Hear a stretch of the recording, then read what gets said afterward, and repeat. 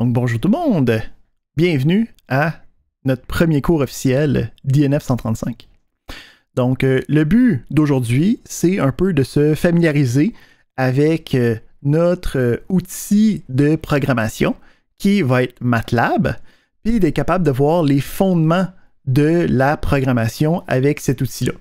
Fait qu'à la fin d'aujourd'hui, on devrait être à l'aise avec les différents concepts suivants. Donc, le flow d'instruction, le principe de programmation en script, le principe de commentaire, les variables, OK, avec l'assignation, les opérateurs arithmétiques, puis les structures de contrôle conditionnelles. Donc, à la fin d'aujourd'hui, tout ça, ça devrait nous dire quelque chose. Fait que, premièrement, qu'est-ce qui arrive? C'est quoi notre environnement? C'est quoi notre logiciel qu'on utilise? Donc, ça s'appelle MATLAB. J'ai ici un exemple de l'environnement local. Ici, juste parce que ça me tentait aujourd'hui, j'ai utilisé l'environnement en ligne, mais les différentes informations sont sensiblement tous disponibles. Donc, le principe, c'est qu'on va avoir un endroit central où c'est qu'on a ici l'invite de commande, là, les deux plus grands que. C'est ce qu'on appelle le command window, la fenêtre de commande. C'est là que je peux rentrer des commandes puis que MATLAB va être capable de les exécuter. Fait que mettons ici, je décide d'écrire 3 plus 3. 3 plus 5. Hein? Ça me dit 8. Et voilà, j'ai fait de la programmation. En fait, j'ai fait une instruction, mais on va voir ça dans quelques instants. On a le principe que MATLAB va quand même travailler avec des fichiers qu'on va pouvoir exécuter.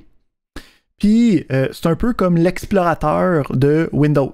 Okay? Fait que le principe ici, c'est que ça me donne le chemin dans lequel je suis en train de travailler. Si je m'en vais ici, c'est comme l'explorateur où c'est que je peux rentrer dans des dossiers. Donc, si je vais à l'intérieur de ça, je peux voir ici que le dossier change à l'intérieur d'ici. Puis, je peux revenir en arrière, je peux monter de dossier, revenir derrière, je peux redescendre, je peux ouvrir un fichier. Quand j'ouvre un fichier, on va voir qu'il y a une nouvelle fenêtre qui s'ouvre, la fenêtre d'éditeur. Puis c'est là-dedans qu'on va passer une bonne partie, en fait, le 100% de notre temps, 98% de notre temps, va se passer dans l'éditeur. Donc c'est là-dedans qu'on va aller écrire du code qui va pouvoir être exécuté dans nos différents programmes. On peut voir que le command window existe encore, il a juste été relégué à un endroit un petit peu plus bas. La dernière partie, qui, là, ça va dépendre, le workspace, qui est un peu la mémoire de MATLAB, qu'est-ce qui est en train d'enregistrer, qu'est-ce qui est en train de sauvegarder, ben, on va l'avoir de disponible soit à droite dans la version locale, soit en bas à gauche dans la version en ligne. Puis en fait, tu peux le bouger, cette affaire-là, -là, c'est pas coulé dans le béton.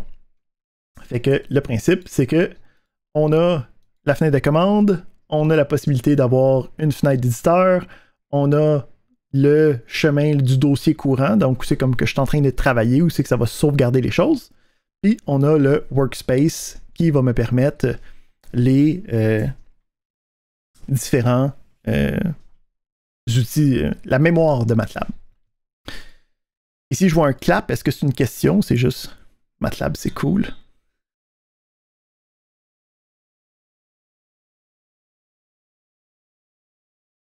Oui, c'est normal parce que par défaut, tu n'es pas en train d'éditer un fichier. Donc, si tu cliques sur, mettons, le piton New Script, ça va en créer un. Puis tu vas pouvoir commencer à l'utiliser. On va revoir ça dans quelques instants. Excellent. Donc, on va commencer, puis on va regarder comment est-ce que ça fonctionne dans MATLAB.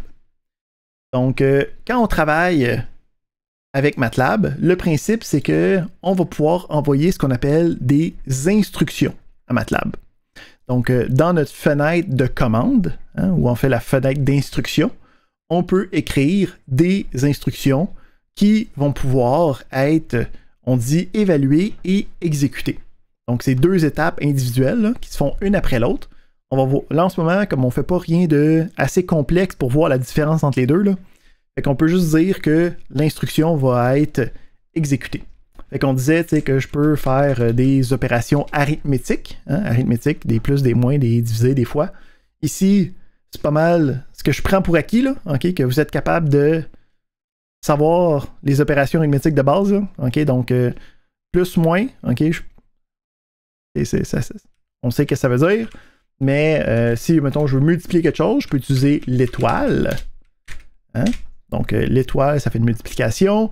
La division utilise la barre verticale. OK, on est capable de travailler avec tout ça. Un autre élément qui est intéressant, c'est qu'on va avoir un principe de suite des instructions, un flow des instructions. Donc, l'ordre dans lequel je vais faire les choses va avoir une incidence. Ici, admettons que j'écris ANS, OK, plus 50. Ici, on se demande qu'est-ce que ça va donner, là. OK? Juste par principe de comme on a utilisé une TI pendant un petit bout, là, qu'est-ce que ça va me donner? Ben, je peux facilement comprendre que je vais prendre la dernière réponse, hein, ANS pour answer, ANS pour réponse, puis ça l'a pris ce contenu-là, puis ça l'a ajouté 50 à cette affaire-là. Fait qu'à ce point-ci, si j'écris encore une fois ANS plus 50, ben là, ça change la donne, parce que la dernière réponse, c'était plus 14.3, c'était rendu 64.3, fait que ça ajoute ça. Hein, donc, le principe ici, c'est que les différentes instructions sont exécutées, hein, de manière séquentielle, puis il va prendre l'état courant de mon programme, l'état courant de ma mémoire, pour savoir qu'est-ce qu'on a besoin de faire. On a des fonctions de base, okay, que je peux demander à ma fenêtre de commande pour être capable de faire des choses qui sont intéressantes. Donc, on commence, puis on en a quelques-uns. On a CLC, okay, pour Clear Command Window. Qu'est-ce que ça fait? Ça vide la fenêtre de commande. Donc, quand j'ai trop de stock, je peux marquer CLC, ça me remonte une image vide. Je peux faire Clear. Donc là, quand je vais faire Clear, je veux que vous portez une attention à notre workspace. Hein. On peut voir ici qu'on a le ANS, on a la dernière valeur. Okay, quand je fais Clear, qu'est-ce qui se passe? Le workspace disparaît. Okay, donc, on vide le workspace. On a aussi la fonction Help. Okay, donc, la fonction Help me permet de trouver des informations sur n'importe quoi. Okay? Particulièrement d'autres fonctions. Fait que je peux faire, mettons, Help, CLC. Et ça va me donner qu'est-ce que cette fonction-là fait. Hein, ça me donne de l'aide sur CLC. Fait que je peux voir que CLC, ça clear le command window. Hey, c'est comme qu'est-ce que j'ai écrit. Ouh. On a aussi une deuxième version qui est la version doc qui me permet d'ouvrir un fichier de documentation d'aide. Okay, donc le help me permet de me donner une petite version, là.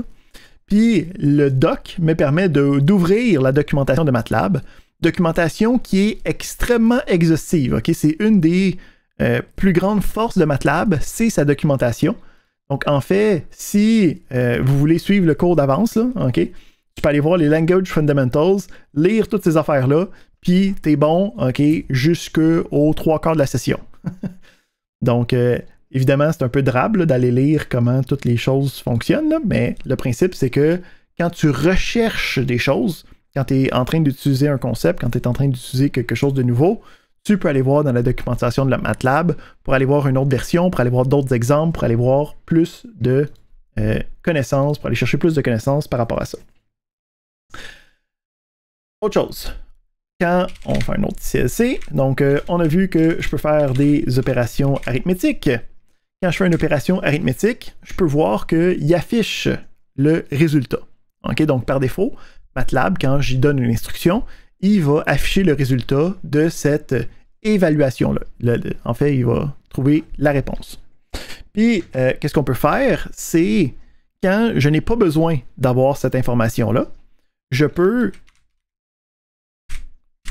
mettre un point-virgule à la fin de l'instruction. Donc ici, le monde qui vient de C, là, ils ne comprennent pas trop ce qui se passe parce qu'ils mettaient des points-virgules partout. Là.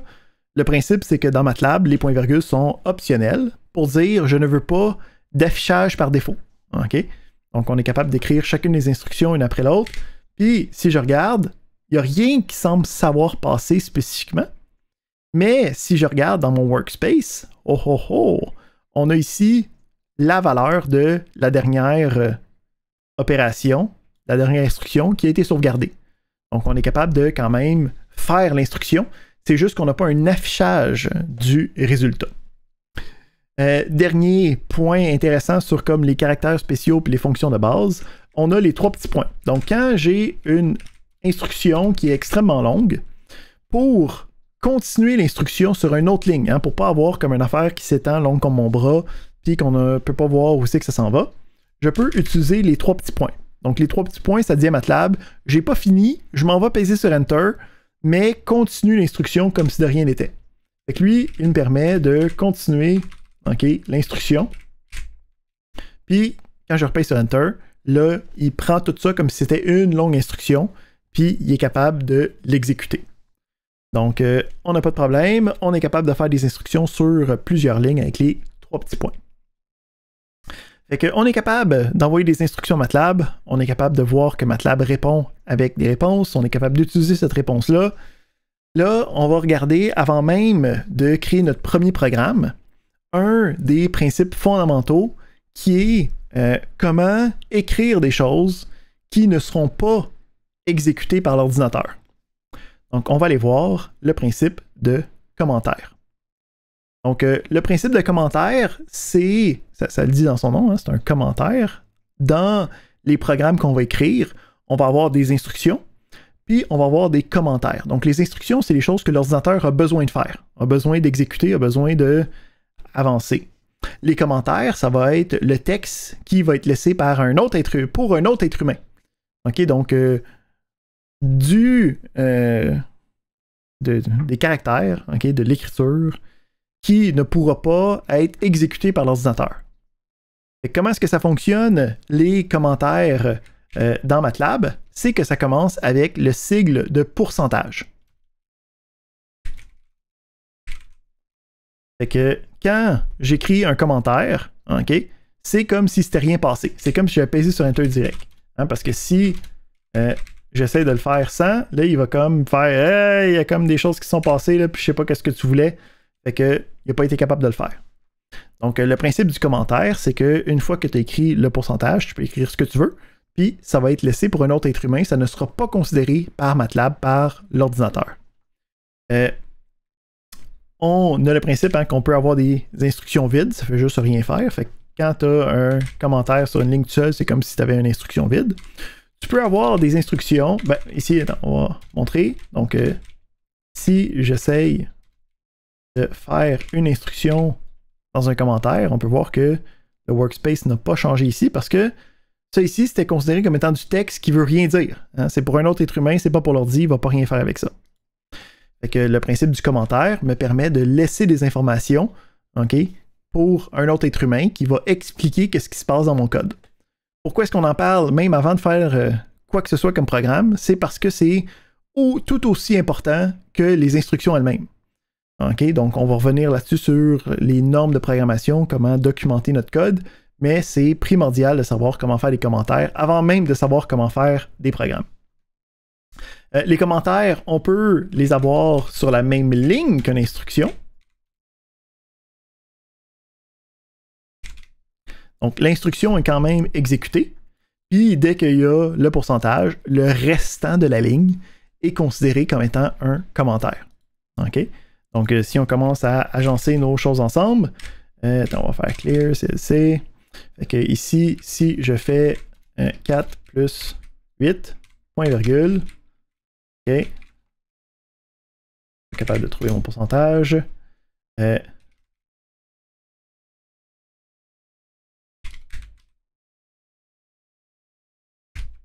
donc, on va avoir comme ça. Fait que le principe du 4 plus 8, point virgule, c'est que ça fait le 4 plus 8. Je peux voir ici, dans mon workspace, j'ai mon 12, mais le point virgule a fait en sorte que ça ne l'a pas affiché directement. Mais je peux quand même utiliser le answer, faire plus 10, puis ça va me donner mon 22 quand même. Donc, on a le principe de commentaire qui me permet d'avoir des instructions, du texte qui ne sera pas des instructions. OK, fait que là, j'ai fait un paquet d'instructions manuelles. À chaque fois que je faisais une instruction, il fallait que je pèse sur Enter, puis il fallait que ça soit rentré dans le command window. Le but de l'informatique, c'est de résoudre des problèmes de manière un petit peu plus automatisée, d'être capable de résoudre des problèmes de nature numérique avec quelque chose que tu pars, puis ça calcule des choses pendant des heures, puis ça trouve les réponses. Donc, il va falloir être capable d'enchaîner plusieurs instructions une après l'autre. Puis ça vient avec les scripts. Donc, le principe d'un script, c'est d'être capable de prendre plusieurs instructions que j'aurais pu rentrer manuellement à la main, en tapant vraiment vite, mais à la place, je vais juste les écrire toutes d'une shot dans un fichier, puis je vais pouvoir toutes les exécuter de manière séquentielle d'un coup, à travers ce fichier-là. Fait que pour être capable de créer un nouveau script, il y a une panoplie de méthodes. Donc, il y a un Python New Script. Tu peux faire un clic droit dans le menu New, on a Script. Tu peux cliquer sur CTRL-N. Donc, tu trébuches, puis tu vas créer un nouveau script. Donc, le Python de New Script, faire attention ici, ça se peut que vous ayez un autre onglet de sélectionner. Il y a différents onglets. Donc, c'est dans l'onglet Home qu'il y a le Python New Script. Ça se peut aussi que ce soit juste marqué New. Si tu cliques sur New, il y a une petite flèche en dessous. Donc, ça se peut aussi que ce soit New comme ça, puis que le New soit en dessous, puis tu peux créer un nouveau script. Tout ça, c'est à l'intérieur. Puis, quand on crée le nouveau script, on a notre fenêtre d'édition de script. On a le script, on peut le nommer. Donc, ici, mettons, je vais le sauvegarder. Et je ne vais pas l'appeler Untitled. Je vais l'appeler mon courant. OK, fait que j'ai une fenêtre de script qui est ici. Je pense que je vais descendre juste un petit peu la taille. Quoique non, on va être assez gros pour aujourd'hui. Donc, à l'intérieur, je peux écrire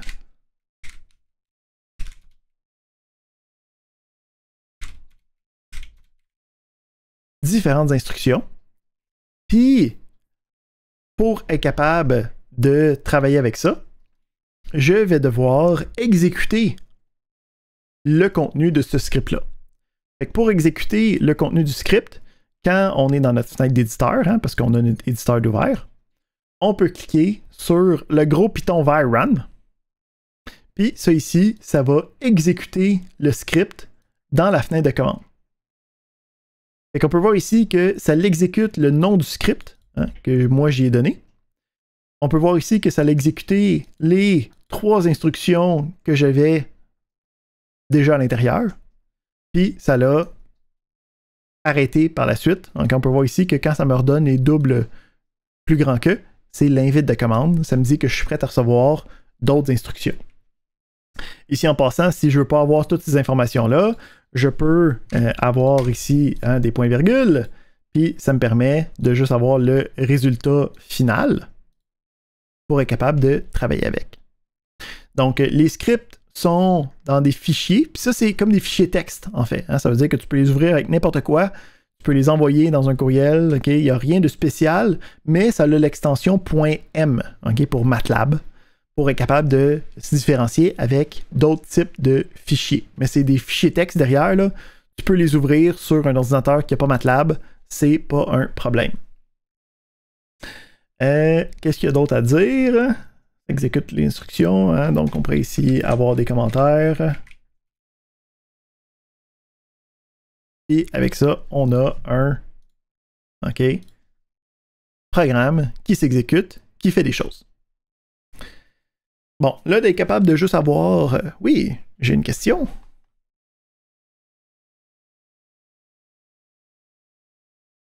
Oui.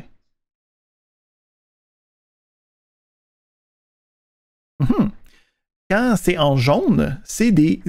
donc ici, le petit triangle jaune en haut à droite, là, on fait tout ce qui est en jaune, c'est des avertissements. Donc, le principe d'avertissement, ça le dit dans son nom, c'est fais attention, il y a quelque chose de bizarre, qui sonne un peu weird dans ton code, va voir, il y a peut-être une problématique. Fait que ici, on est en train de juste démontrer les instructions de base, puis c'est comme trop de base. On est en train de rien faire avec ce code-là. Fait que MATLAB nous donne comme warning, hey, tu es en train de juste faire des opérations qui servent à rien. Tu fais rien avec, là. C'est pas normal. C'est inutile ce que tu es en train de faire. C'est correct, on est en train d'apprendre comme les bases. Là. Fait que c'est correct, c'est que ces warnings-là existent. Il va y avoir aussi une deuxième version qui est des petits squiggly rouges ou un point d'exclamation rouge. Là, ici, c'est qu'il y a une erreur, il y a quelque chose qui ne fonctionnera pas quand tu vas l'utiliser. On va voir, avant la fin du cours, il ne devrait plus avoir de warning. Là, le principe, c'est qu'on n'a comme pas encore assez d'outils pour faire un vrai programme. Excellent. Donc, on n'a justement pas assez d'outils pour faire des choses intéressantes encore. On est juste capable de comme faire des opérations puis utiliser le résultat de la dernière opération. Il va falloir être capable de sauvegarder notre information quelque part. Donc, pour être capable de sauvegarder de l'information, on va avoir besoin de ce qu'on appelle les variables. Mais avant de regarder les variables, on va avoir besoin d'un concept préalable qui va être le principe des identificateurs. Donc, les identificateurs, c'est à chaque fois que j'ai besoin de nommer quelque chose, ok? Que ça soit le nom du fichier que j'ai construit, que ça soit le nom de variable, que ça va être plus tard le nom de classe. Donc, à chaque fois que j'ai quelque chose à nommer qui est de mon propre cru à moi, on va créer ce qu'on appelle un identificateur. Donc, l'identificateur, c'est en gros le nom de qu'est-ce que je donne. Il faut que ça soit unique, hein, donc que pas personne ait le même nom, parce que sinon il ne saura pas quoi faire avec ou qui utiliser. Puis, il y a des règles qui régissent qu'est-ce qu'on a le droit d'utiliser comme identificateur. Donc, les identificateurs ont le droit d'avoir des caractères alphanumériques. Ça veut dire que c'est des lettres ou des chiffres. Puis, on a le droit d'avoir le tiret bas. C'est les seuls caractères qui sont permis. Non seulement ça, on a une règle additionnelle. Le premier caractère doit être alphabétique. Donc, on n'a pas le droit d'avoir une variable, un nom de fichier qui commence avec un chiffre.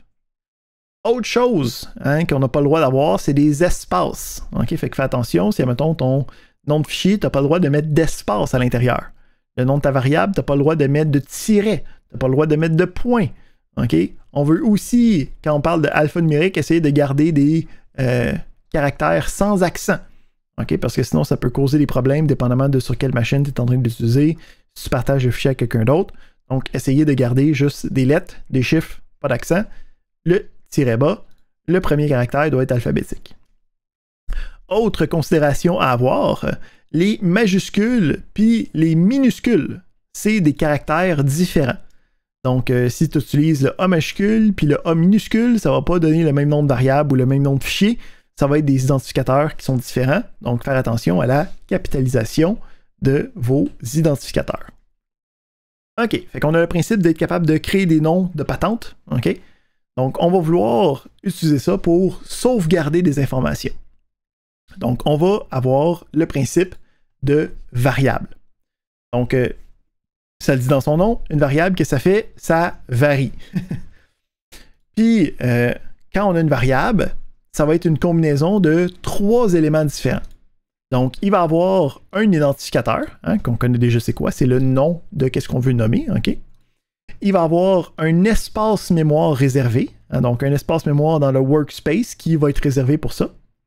Puis une valeur qui va être attachée. Donc, c'est quoi que je veux mettre dans ma variable. Fait que, comment est-ce que ça marche pour être capable de créer des variables?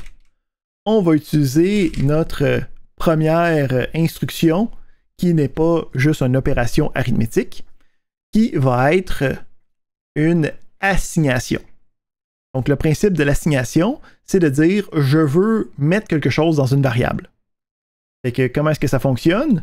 On va avoir en premier l'identificateur dans lequel je veux aller mettre la variable. Ensuite, on va avoir le égal. Donc, le égal, c'est pas comme en mathématiques, c'est pas une égalité, c'est une assignation. Ça veut dire que je vais aller mettre quelque chose dans une variable qui s'appelle x, puis qu'est-ce que je vais aller mettre? Je vais aller mettre une valeur quelconque. Fait qu'ici, j'ai x égale à 54. Si je commence à utiliser ça, qu'est-ce qui se passe? Ben, je peux voir dans mon workspace, j'ai le x qui est égal à 54. Qu'est-ce qui arrive une fois que j'ai une variable dans ma mémoire? Ben, ça veut dire que je vais pouvoir utiliser cette variable-là dans n'importe quelle expression. Donc, vous allez voir quand on travaille en informatique, c'est pas sorcier. Okay? C'est beaucoup plus de la minutie. C'est beaucoup plus d'être certain de faire chacune des petites simples étapes correctement pour se rendre jusqu'à bon port.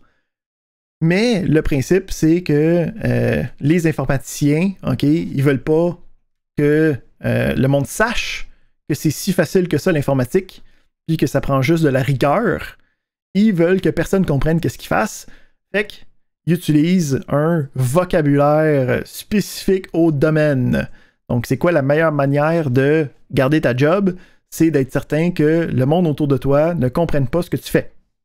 Fait que il y a tout un vocabulaire qui vient avec l'informatique qu'il va falloir s'approprier en tant que nouveau programmeur, en tant que nouveau informaticien. Donc, à chaque fois qu'il y a un nouveau terme, il va falloir faire attention de qu'est-ce que ça implique, ce terme-là, qu'est-ce que ça veut dire, qu'est-ce que ça apporte. Donc, ici, on a le principe d'expression. Donc, les expressions, c'est en gros n'importe quoi qui va me donner une réponse, qui va me donner une valeur. OK? Fait que quand je parle d'une expression, quand j'écris ça ici, c'est une expression. OK? Donc, c'est une expression arithmétique parce que je fais des additions, des soustractions. Puis, une expression va être évaluée, OK, pour donner la réponse. Fait que le 5 plus 34, c'est l'expression, puis ça va être évalué à 39. OK? Donc, si j'ai directement une valeur, c'est aussi une expression. OK? C'est une expression qu'on dit littérale, ça veut dire que c'est littéralement qu'est-ce que je veux que ça soit comme résultat. Fait que l'expression 54 s'évalue à 54. Fait que le principe de l'assignation, c'est que j'ai le droit d'avoir à droite de l'assignation, à droite du égal, n'importe quelle expression. Ça veut dire que je peux avoir une expression quelconque qui va être évaluée. Hein, ça veut dire que le résultat de la réponse va être assigné dans la variable. OK? Fait que c'est pas 45 qui a été mis, c'est bien le résultat de 45 moins 3 qui a été évalué, puis c'est ce résultat-là qui est mis à l'intérieur de ma variable x. Une fois que j'ai cette variable-là dans mon espace de travail, dans mon workspace, je vais pouvoir l'utiliser dans une expression. Donc, qu'est-ce qui arrive si je fais x plus 5? Ben, lui, il va aller regarder, il va dire, est-ce que x, elle existe dans mon workspace? Oui, parfait. Je vais donc remplacer ça par mon 42. Je vais compléter l'expression, je vais évaluer l'expression. Fait que ça va me donner 42 plus 5, ça me donne 47. Ici, qu'est-ce qui est important de comprendre encore une fois, c'est que les assignations, c'est pas des réponses mathématiques directes. Fait que ici, on va voir, mettons que j'écris x est égal à x plus 5. Quand je fais ça, qu'est-ce qui va se passer? Ben, lui, il a une priorité d'opération. Okay? Donc, il va faire des choses dans un certain ordre. L'ordinateur, il est capable de faire les choses très, très, très, très, très vite, okay? Mais il fait les choses de manière séquentielle. Donc, ça va toujours être important de comprendre, ça va être quoi la priorité des opérations quand il les exécute. Dans ce cas-ci, il va évaluer l'expression en premier. Donc, il va trouver c'est quoi le résultat de ça. Donc, il va aller dire, OK, ben j'ai x plus 5. X, c'est quoi? Je vais aller voir dans mon workspace, c'est 42. OK, ça va faire 42 plus 5. 42 plus 5, ça me donne 47. OK, ben mon 47, c'est ça que j'assigne dans mon x. Puis là, il va dire, OK, parfait, je suis capable de faire ça. Puis, il me donne le x est égal à 47. Ben, si je répète la même instruction, hein, c'est pas une règle mathématique, là. C'est quelque chose qui se fait ponctuellement à l'instant immédiat où c'est que je pèse sur Enter. Et quand je vais refaire ça, il va prendre la nouvelle valeur de x, hein, la valeur courante de x, pour être capable d'y donner la nouvelle valeur de 52. Hein, donc, il est capable de faire bien des opérations, mais il va les faire de manière séquentielle, puis il va juste avoir l'information au moment présent où c'est qu'il est en train de faire l'opération. OK, parfait. Donc, on demande ici ensuite une des choses qui va arriver souvent, c'est quand je vais avoir à travailler avec une valeur, OK, magique, OK, qu'on appelle. Donc, une valeur qui est directement dans ton code parce que ça a une représentation dans le monde réel. OK, fait qu'admettons que j'ai l'âge majeur, OK, pour calculer quelque chose. Ça va être 18. Ben, à la place de marquer 18, j'aimerais ça avoir une version plus lisible. Fait que ce qu'on va faire, c'est qu'on va le mettre dans ce qu'on appelle une constante. Fait qu'une constante, c'est une convention. OK? Fait que quand je dis une convention, ça implique qu'on fait toute la même chose, mais il n'y a pas rien qui nous empêche de ne pas le faire. Donc, tout le monde le fait, comme tout le monde s'entend, puis on garde cette convention-là. On va voir que quand on va mieux l'appliquer avec plus d'outils dans notre trousse à outils, là. Mais pour l'instant, ça va être purement une convention. Donc, quand je vais avoir quelque chose qui ne variera pas durant mon programme, je vais pouvoir utiliser une assignation que je vais faire juste une fois. Puis, pour indiquer que c'est une constante, je vais mettre le nom de la variable en majuscule.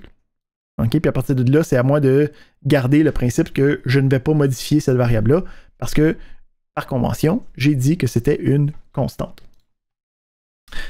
Si on prend cet élément-là, hein, donc on peut le mettre à l'intérieur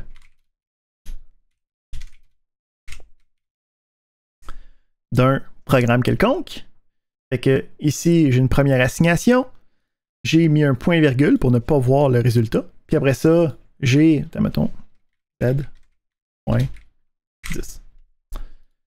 Fait que je peux voir ici qu'est-ce que ça me donne. Je peux voir que ça utilise le nom de mon script pour me dire que c'est parti. Donc, je peux voir, la première opération a juste été faite. Elle n'a pas été affichée. Ensuite, on a la deuxième opération qui prend la valeur courante de x qui affiche 8. Donc, ça me donne mon 20. Ici. Puis après ça, je prends la dernière valeur de z, j'ai fait moins 10, puis ça me donne le 10.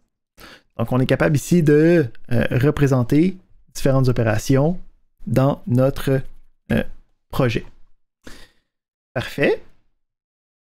Donc, on va revenir ici, les principes des exercices, c'est au fur et à mesure. OK, on va revenir à la fin du cours pour les regarder, pour que vous puissiez les faire ensemble, dans votre partie individuelle.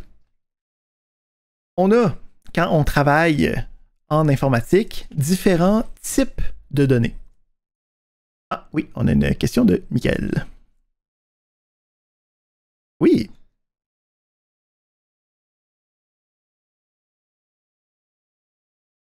Ben, tu peux mettre des majuscules, OK? C'est de faire attention que quand tu as mis des majuscules, que tu t'en souviennes parce que c'est pas le même identificateur. Mais tu peux en mettre. Ici, j'ai juste décidé de ne pas en mettre, mais c'était pas...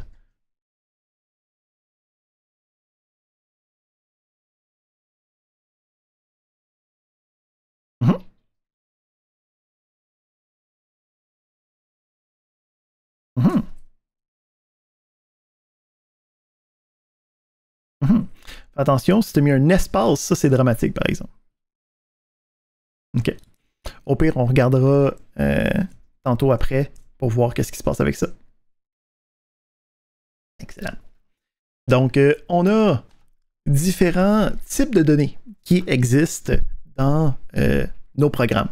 Donc, jusqu'à présent, on a utilisé des entités numériques. Okay? Donc, ça utilise un nom qui s'appelle des doubles, okay? Qui est géré automatiquement pour tous les types d'entités numériques, que ce soit des entiers ou pas. C'est tous des doubles dans MATLAB. On va avoir par contre d'autres types de données qu'on va utiliser dans nos différents programmes. On va avoir les chars, okay, qui vont nous permettre de représenter du texte. Donc, le texte va être représenté à l'intérieur de guillemets simples. Donc, on va voir que, mettons, je m'en vais ici, on fait un petit clear, on fait un CC, puis je peux avoir une variable, mais à la place d'avoir une valeur numérique, je peux avoir une valeur textuelle. Donc, à l'intérieur, on a des caractères qui sont H majuscule, U, G et O. C'est mon nom. Donc, on peut avoir des données qui sont textuelles, puis quand on va vouloir représenter du texte dans notre code, ça va être encore une fois avec des guillemets simples. On va avoir aussi des valeurs qu'on dit logiques. Donc, les valeurs logiques, ça va être ce qu'on appelle des valeurs booléennes qui ont deux possibilités seulement. True ou false. Puis, ce mot-clé-là est directement représenté dans MATLAB. Fait que je peux écrire true et false, puis je peux voir que c'est représenté par la valeur 1 et 0. Donc, quand on va avoir des choses qui peuvent juste être vraies ou faux, on va avoir un type de données spécifique pour être capable de gérer ça.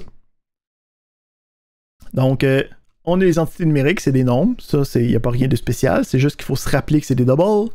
Quand on a du texte, on le met entre guillemets simple, puis ça va être de type char.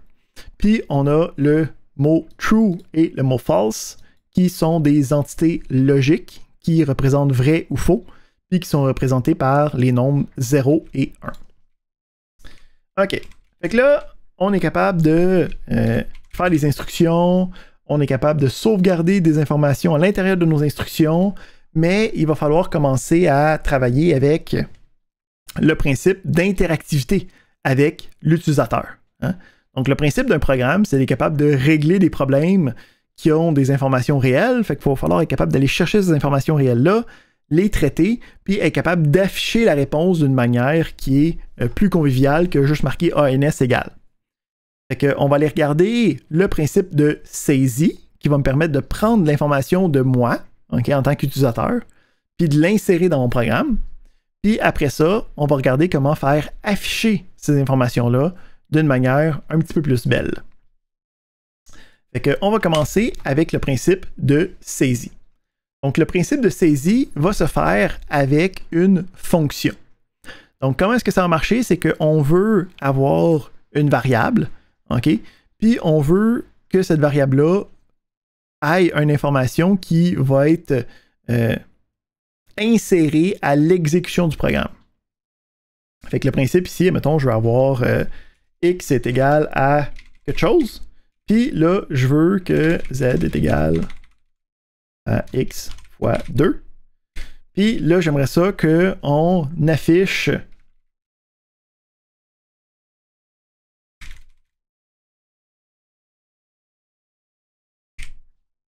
OK. Fait qu'on a fait une opération quelconque. Puis ici, je vais être capable qu'à chaque fois que je l'exécute, ça soit une valeur différente. Puis j'aimerais ça être capable de juste pitonner la valeur que je veux rentrer. Fait que pour être capable de faire ça, on va devoir faire ce qu'on appelle une saisie. Donc le principe de la saisie, c'est de dire à chaque fois que tu exécutes ça, ça va demander une valeur, ça va mettre pause sur le programme, ça te demande une valeur, puis là, quand tu vas taper la valeur, ça va l'assigner dans la variable. T'sais, puis en fait, cette partie-là, on la connaît déjà. Là, hein? C'est une assignation, on vient tout juste de le voir. Fait que c'est juste ici l'expression. Comment est-ce que je fais pour la générer? Ben, on va utiliser une nouvelle fonction qui est la fonction input. Donc, on va voir dans quelques semaines c'est quoi les principes des fonctions, qu'est-ce que ça mange le matin, tout qu'est-ce que tu as besoin pour les faire fonctionner des fonctions. Pour l'instant, c'est un peu comme une boîte noire. On va voir comment l'utiliser rapidement, mais on va voir comme toutes les modalités de tout ça par la suite. Donc, quand je veux saisir, mettons, un nombre, c'est la fonction input. Puis, on peut mettre du texte à l'intérieur du input. Fait que, ici, si je roule ça, ok, donc j'ai mon code, je roule ça, je peux voir ici qu'il a commencé, puis en ce moment, j'ai plus l'invite de commande, là, ok? Il est en train d'attendre que je rentre une information dans mon programme.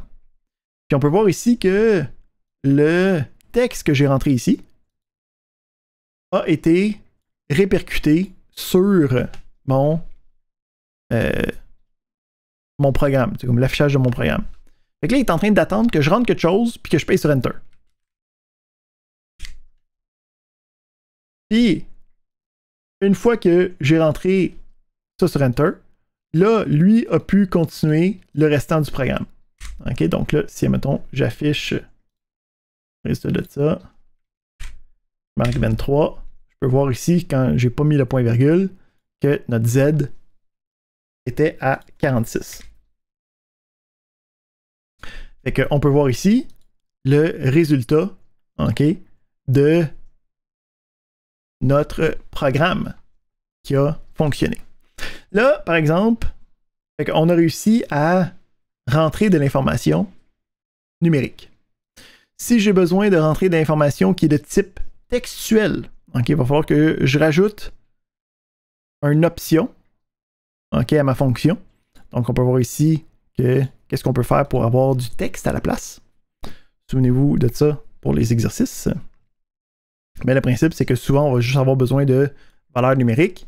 Fait qu'on a la fonction input, des parenthèses, et à l'intérieur des parenthèses, OK, une entité textuelle, OK, de type char. On appelle ça ici une chaîne de caractères, puisqu'il y a plusieurs caractères un après l'autre. C'est une chaîne de caractères, un string en anglais. Donc, on a une chaîne de caractères qui va être comme le texte qui est indiqué. Puis, ce texte-là va attendre que l'utilisateur rentre une valeur. Puis, cette valeur-là va être ensuite sauvegardée dans la variable. Donc, on a sauvegardé quelque chose. On a réussi à l'utiliser par la suite. Là, il nous reste à être capable d'afficher le résultat de cet élément-là quelque part. Donc, pour être capable d'afficher les choses, on utilise la fonction fprintf. Donc, la fonction fprintf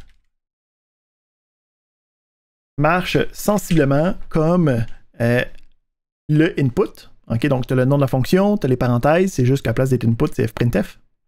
Puis,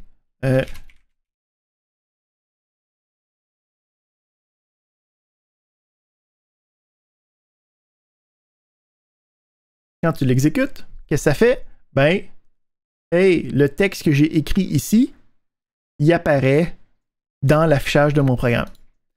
Ça veut dire que si je prends ça, puis que je l'insère dans les instructions de mon programme, là, on va rétrécir ça un petit peu pour être capable d'avoir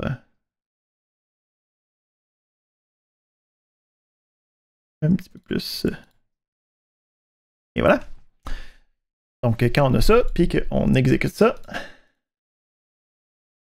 on rentre un nombre, puis je peux voir que le fprintf est capable d'afficher le résultat. Fait que là, mettons, j'aimerais ça afficher le contenu de Z.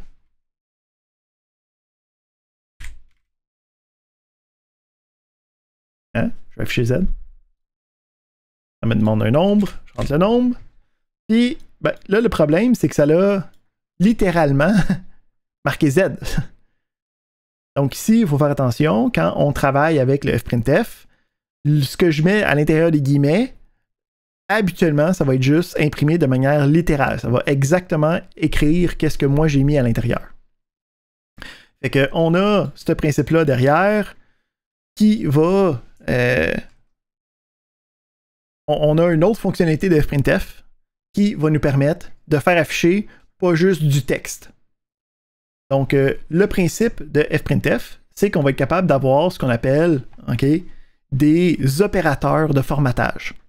Donc, les opérateurs de formatage commencent habituellement avec un pourcentage suivi d'une lettre. Puis la lettre va dépendre de qu'est-ce que tu veux afficher. Fait que je mets un pourcentage, puis à l'intérieur du pourcentage, ça va dépendre si je veux afficher des valeurs numériques, c'est pourcentage G. Si je veux des chaînes de caractères, ça va être pourcentage S. Fait que moi, je veux des valeurs numériques, je fais un pourcentage G. Puis là, par exemple, je ne sais pas quelle valeur je veux afficher. Hein? Fait qu'il va falloir y donner une deuxième option, ce qu'on appelle un deuxième paramètre. Pour rajouter des paramètres à une fonction, tu mets une virgule, puis tu écris l'autre information, l'autre paramètre que tu veux faire. Fait que là, le principe, c'est quoi qui va dans G? Ben, je veux que ce soit le contenu de Z. Fait que si on essaye ça,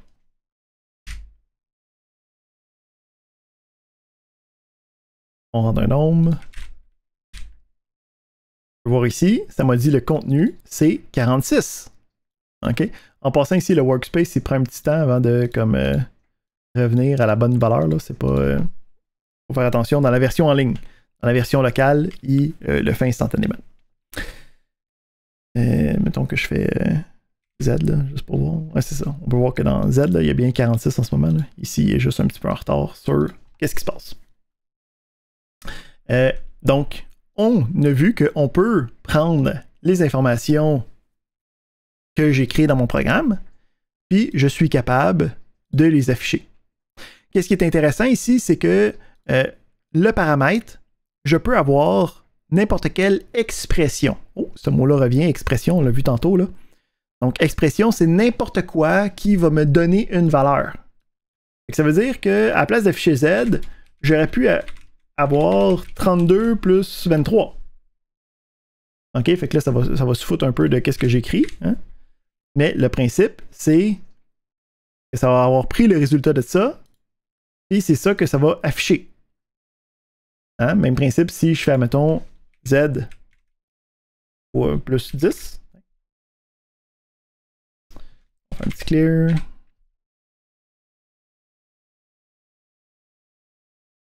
J'écris 8. En fait, qu'est-ce qui s'est passé ici? Là? On va avoir le principe qu'on a notre input. Puis là, ici, ce qu'on va voir, c'est une méthode pour être capable de voir étape par étape qu'est-ce que notre programme fait. On a ici le step. Donc, le step va faire comme le run, mais une étape à la fois. Fait qu'ici, check bien ça, je clique sur le step. Fait que ça va me dire, OK, je m'en vais faire cette ligne-là.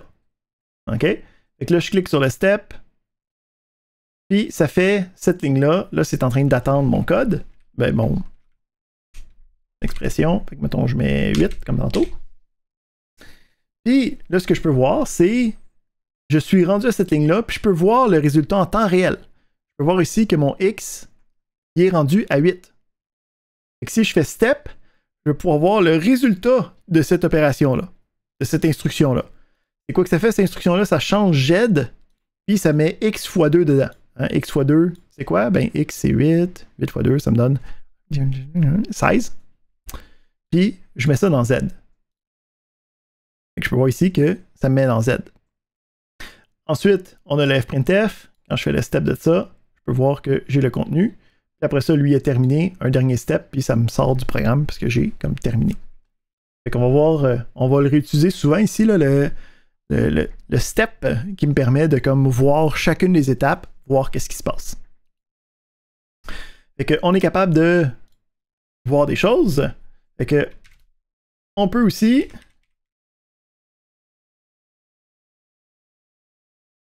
je vais dire contenu Z. Je vais dire Z fois plus 10 points pourcentage. Okay. Les pourcentages, on peut en avoir plusieurs. Puis le principe, si j'en ai plusieurs, ici j'ai 2 pourcentages G, on va avoir le premier pourcentage G qui est pour notre premier élément, puis notre deuxième pourcentage G qui est pour notre deuxième élément dans la liste. Donc on a ici 3, 4, 2. On peut voir ici le Z, il est ici, puis le Z plus 10, il est ici. Donc on est capable d'avoir plusieurs types d'affichage avec notre fprintf. On continue. On arrive sur notre dernier sujet de la journée, qui va être les conditionnels. Fait que là, on est capable de faire un programme qui est pas pire, qui est interactif. Donc, on est capable d'avoir des saisies, on est capable d'avoir des variables, on est capable de faire des opérations qui modifient ces différents éléments-là. On est capable de faire afficher des informations de notre programme à la fin. Là, ce qui nous reste, c'est d'être capable de prendre des décisions. Fait que pour être capable de prendre des décisions, il va falloir être capable, encore une fois, il va falloir un concept préalable de comparaison. Donc, pour être capable de faire des comparaisons, on va aller regarder les opérateurs relationnels. Donc, les opérateurs relationnels, c'est en gros ce que nous on connaît comme étant plus petit, plus grand, différent de, plus grand ou égal, plus petit ou égal. Mais le principe, c'est qu'en programmation, ces opérateurs-là, ça me donne des opérations qui me donnent une réponse. Hein? Fait que si ici je dis 32, est-ce que c'est plus grand que 17?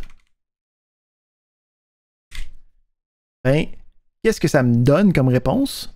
Ça me donne une réponse logique. Hein? Parce que c'est quoi la réponse possible à cette opération-là? C'est soit que c'est vrai, soit que c'est faux. Hein? Fait que ici, ça me retourne un logique qui est le true, hein, qui est vrai.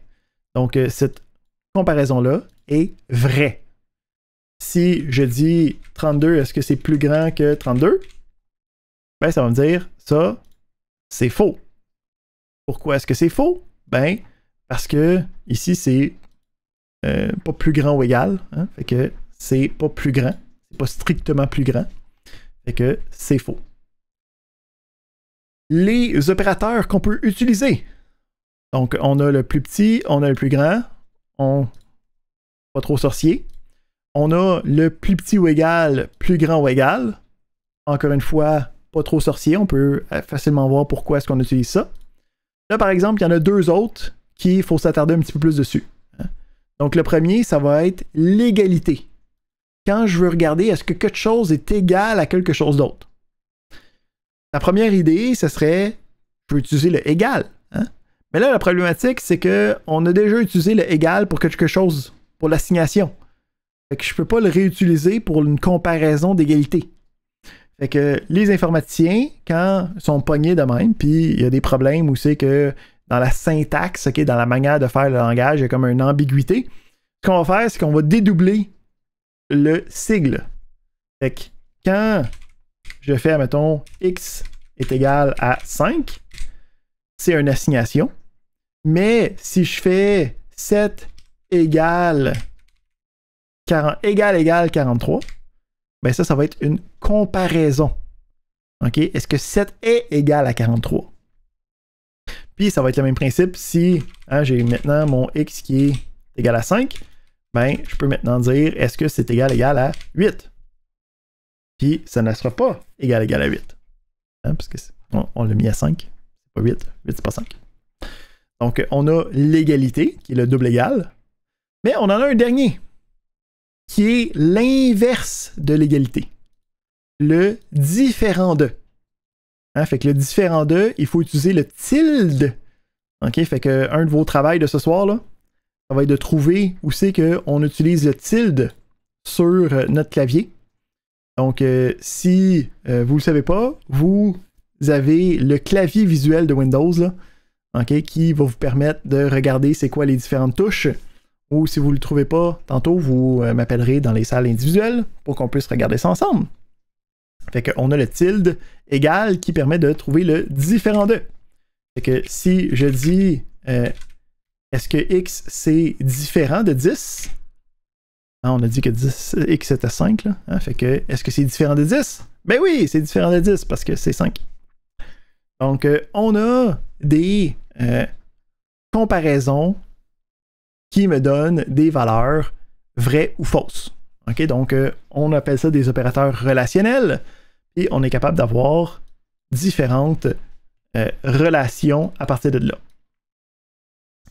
Pourquoi est-ce qu'on a besoin de savoir ça? Parce qu'on va être capable de prendre des décisions. Fait qu'on va aller regarder le dernier sujet de la journée, qui est la structure de contrôle conditionnel if. Donc, la structure contrôle conditionnel if, le principe, c'est d'être capable d'avoir une condition qui va être testée. Puis, si la condition est bonne, on va être capable d'exécuter un bloc de code précis. Fait que comment est-ce que ça marche? On a le code suivant. Fait que on va avoir le if. Ensuite, on va avoir besoin de ce qu'on appelle une expression logique. Donc, une expression logique, hein, il y a le mot expression. Le mot expression, on sait déjà c'est quoi? C'est que ça me donne une réponse. Hein, donc, ça va être quelque chose qui va être évalué, puis que ça me donne quelque chose de... OK? Une valeur. Une expression, c'est que ça va être évalué, ça me donne une valeur. Une expression logique, qu'est-ce que c'est? Ben, ça va être une expression, mais qui est logique, de type logique. Donc, il faut que la réponse, ça soit vrai ou faux. Qu'est-ce qui nous donne des réponses vraies ou faux? Ben, ça tombe juste pas bien. Par hasard, on vient de voir les opérateurs relationnels qui me donnent des réponses logiques. Fait que je vais pouvoir les utiliser ici à l'intérieur de mes conditionnels. Je peux dire x est plus grand, mettons, que 10. Puis, ensuite, avec le if, on va avoir un end qui vient avec. On va voir pourquoi c'est important dans quelques instants. Fait que, on va ici écrire des choses. Plus grand que 10. Fait que ici, pour voir un peu les instructions, on va regarder ça comme ça ici. Fait que, qu'est-ce qui se passe à l'intérieur de ça? On a un input qui nous demande de rentrer un nombre. On a vu que ça a arrêté notre programme, ça nous demande un nombre, puis ce nombre-là va être assigné dans X. Ensuite, ce que ça va faire, c'est que ça va regarder est-ce que X est plus grand que 10. Puis, si c'est le cas, ça va faire la ou les instructions, hein, il peut en avoir plusieurs ici,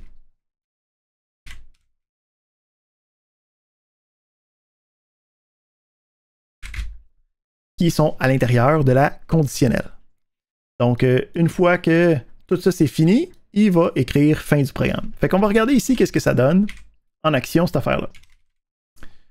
Ouais, clear, on part notre programme, on run ça. Ça me demande un nombre. Fait que je vais rentrer quelque chose qui est plus grand que 10. 34. Qu'est-ce qui se passe quand c'est plus grand que 10? Ben, on a ici les opérations qui fait les printf. Là, ici, on peut voir une première problématique qui est, ça l'a tout affiché sur la même ligne. Okay? Fait qu'on peut voir ici, c'est plus grand que 10, plusieurs instructions, fin du programme. Donc, on va, ici, quand on a besoin de faire des sauts de ligne dans nos affichages, pardon, on va utiliser une deuxième méthode qui me permet d'écrire des choses dans le printf qui ne sera pas directement écrit textuellement. Donc, on va avoir un symbole spécial. Oups, c'est pas ce symbole spécial-là. C'est là. Qui va être un backslash suivi d'une lettre. Dans ce cas-ci, le N, pour indiquer qu'on veut une nouvelle ligne. Fait ici, on va mettre des backslash n à l'intérieur, puis on va voir ce que ça donne comme résultat. Fait qu'on repart notre programme, je remets quelque chose de plus gros, puis je peux voir que ça l'a marqué plus grand. Quand il a rencontré le backslash n, qu'est-ce qu'il a fait? Il a fait un saut de ligne. Il a écrit le que 10, il a fait un backslash n, saut de ligne. Plusieurs instructions, backslash n, saut de ligne. Là, je ne suis pas capable d'écrire instruction correctement. Puis on a fin du programme, backslash n, avec le saut de ligne. Donc on a les différents éléments. Encore on peut rajouter des backslash n pour nos différents sauts de ligne. Ça nous permet d'avoir plus de stock. Fait que on voit que ça l'a testé, puis ça a testé vrai. Qu'est-ce qui se passe? Il exécute le contenu. Qu'est-ce qui arrive si ce n'est pas plus grand que 10? Qu'est-ce qui vient de se passer? Ben, il y a eu mon input, ok, j'ai rentré un nombre, parfait. Il a évalué l'expression. Il a fait c'est faux. Qu'est-ce qu'il a fait? Il a sauté par-dessus jusqu'au end de notre if. Donc la conditionnelle, hein, ça porte bien son nom, il y a une condition, puis dépendamment de la condition, va me permettre d'exécuter un bloc de code ou pas. Fait que si, mettons, on le réessaye avec le step, fait que je commence, premier step, c'est le input. OK? Je rentre 2. Parfait. Fait que là, ça va évaluer, est-ce que X, c'est plus petit, c'est plus grand que 10? Ben, je viens de rentrer 2. Fait que qu'est-ce qu'il va faire? Il va dire, c'est faux. Fait que quand c'est faux, qu'est-ce qu'il va faire? Il va sauter par-dessus les instructions qui sont à l'intérieur du if. Après ça, il continue normalement, puis il va faire l'autre fprintf pour la fin de programme. Donc la conditionnelle me permet de rajouter des conditions à mon programme pour être capable de prendre des décisions. C'est là que ça devient intéressant. Okay? Qu'on va être capable de prendre des informations de l'utilisateur, faire des calculs, puis dans ces calculs-là, on va pouvoir prendre des décisions qui vont nous permettre de juste faire certaines parties de calcul, de faire certaines autres affaires. Donc, de prendre les décisions qui me permettent d'arriver à des réponses. Puis, on va être capable de faire afficher nos résultats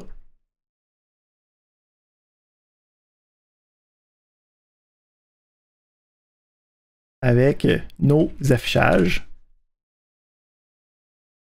Ici, donc je rentre 43. Je peux voir que fin du programme avec X 43. Et si j'essaye un autre nombre, fin du programme avec X3. Ça me permet ici de vraiment faire puis résoudre des problématiques réelles. Le if a certaines variations possibles. Donc, souvent, on va avoir besoin d'avoir une option alternative. Okay? Donc, j'ai le if, mais si je veux avoir quelque chose quand c'est faux, je peux avoir un deuxième mot-clé qui est le else. Donc, ici, en passant, les mots-clés sont en bleu. Là. Ça veut dire que c'est des mots réservés. Ça veut dire que c'est lui, il comprend que c'est des choses spéciales. En passant, tu ne peux pas avoir des identificateurs qui ont le nom des mots réservés. Parce que sinon, il ne pourrait pas savoir est-ce que c'est une variable ou est-ce que tu es dans une conditionnelle. Donc, ils sont en bleu. Puis on peut voir qu'ils sont reliés ensemble. Quand je clique sur l'un, il est capable de comme surligner les autres. Fait que qu'est-ce qui arrive, c'est... On va essayer ici. Plus petit que 10. OK. Fait que exécute ça. Attends, ici, on va...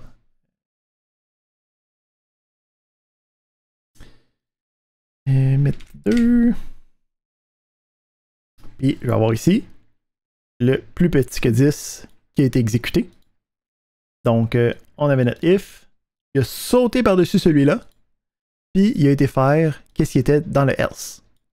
Fait qu'ici, on peut dire qu'ils sont mutuellement exclusifs. Hein? Donc, ça veut dire que tu fais un ou tu fais l'autre. Tu peux pas comme faire les deux en même temps. Là. Fait que on a le else, ok, que je peux avoir comme à la fin du if. On va voir que dans le milieu du if, on peut avoir des else if. D'autres conditions possibles. Expliquant que 5.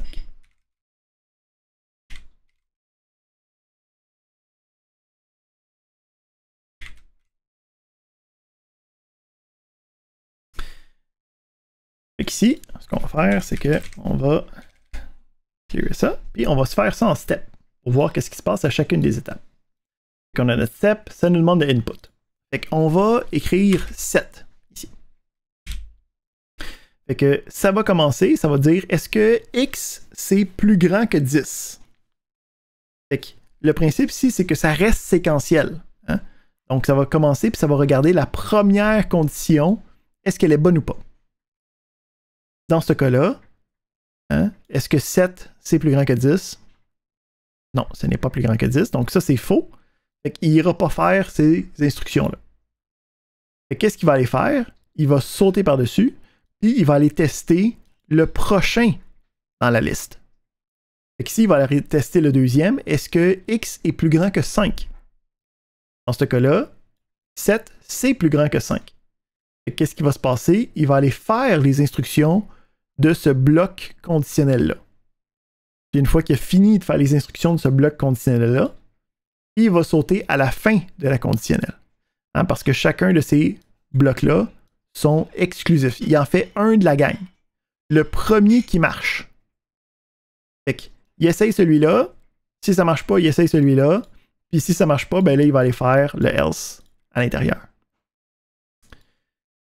Fait que on a le if, il est primordial. C'est comme si c'est une conditionnelle, il faut qu'il y ait un if avec un end.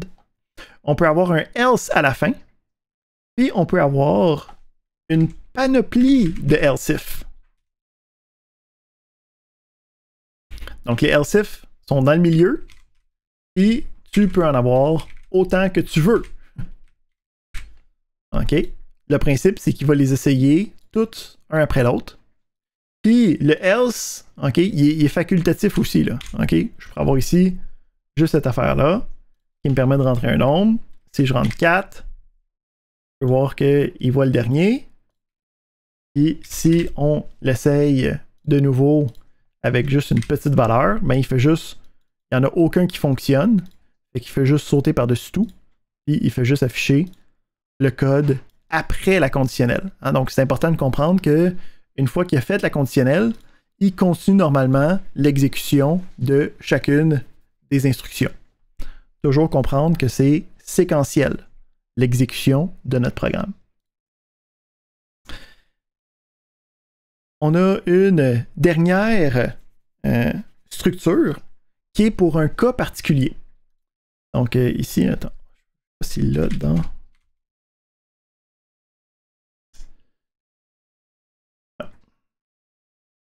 Y a-t-il un exemple?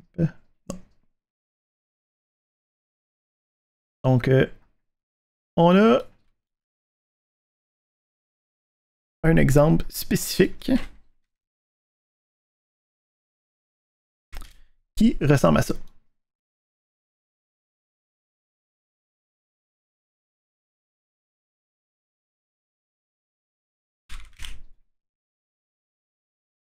Donc, encore une fois, le double égal m'indique que c'est pour une égalité.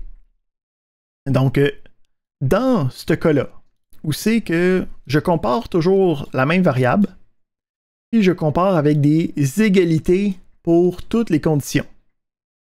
J'ai une autre structure conditionnelle qui est le switch, qui me permet d'écrire la même chose, mais sous un autre syntaxe. Okay? Puis dans certains cas, ça va souvent être plus lisible. Le principe, c'est que je regarde X. Puis j'indique, si c'est le cas 10, je fais ces instructions-là.